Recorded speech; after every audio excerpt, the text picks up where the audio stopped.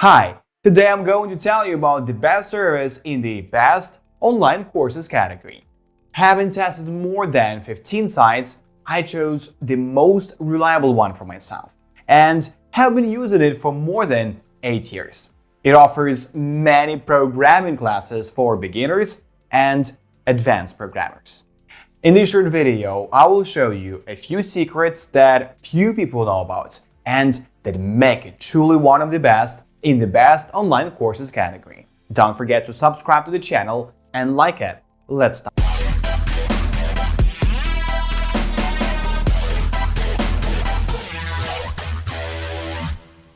Creativebug feels like Pinterest comes alive. Short, small tutorials on appetizers, carefully selected and quick. This makes him fun, friendly and easygoing. Most of the creative online learning platforms I've looked at in this series have the same features: video players, student collaborative projects, downloads and more, so it's worth focusing on what sets them apart. For Creativebug, I believe the most important defining feature is the pricing and payment model. This payment model even affects their catalog, how people use the services, and the relative size of courses.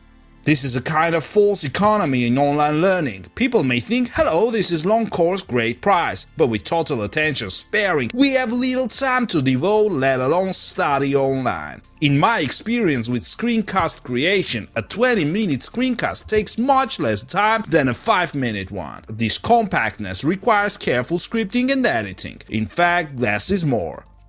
Online learning is moving into shorter formats and personalized environments. In fact, I think for Creativebug, the shift to personalization will have a big impact on their experience. Topics are often so specific that they can fit into a small pin, but instead of pictures, you have a friendly instructor with step-by-step instructions. The project seems specific enough for you to watch a short tutorial and finish the project the same day. Creativebug seems to be working closely with sponsors like Michael's, a US craft store. If you're not in the US, many mentions of stores, products, etc. are not relevant. For example, a Kool-Aid coloring lesson might leave you wanting to get colorful food in your country. You can watch short tutorials for a little decorating or dive into a longer course to develop a specific skill. The Basics of Drawing and Illustration course with Heather Rose is over 3 hours long. Sketchbook Research is another advanced class. It might be worth the subscription alone. However, the fact that it is subscription-based and more like a magazine will make you feel tempted to keep your subscription. Check the calendar when you visit the site.